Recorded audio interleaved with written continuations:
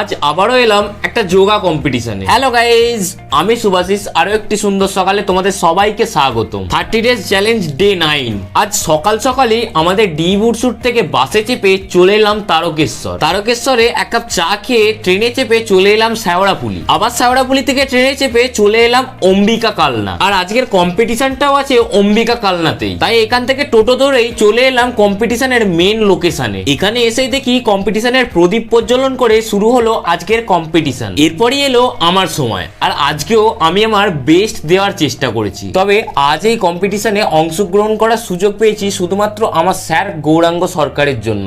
Sir, আপনি পাশে আছেন বলেই আজ আমি এই জায়গায় আসতে পেরেছি। ধন্যবাদ স্যার। এই কম্পিটিশনে আমি 5th হয়েছি এবং আমার বন্ধু প্রদীপ সে 3rd হয়েছে। স্যারের পর আমি যেই মানুষগুলোর সাপোর্ট সবসময় পেয়েছি তারা হলো আমার সোমনাথ দা, সুজয় দা, কুণাল দা, সর্বরিদি, মৌসুমী দি, আরো অনেকে। তো সবাইকে অসংখ্য ধন্যবাদ। আর আমাদের ইনস্টিটিউটে সবাই খুব ভালো পারফর্ম করেছে এবং অনেকেই সাফল্য অর্জন করেছে।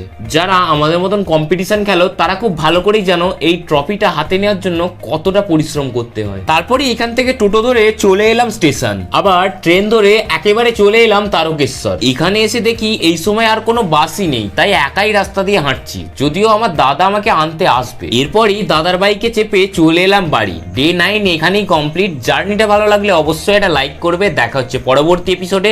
ততক্ষণের জন্য রাধে রাধে।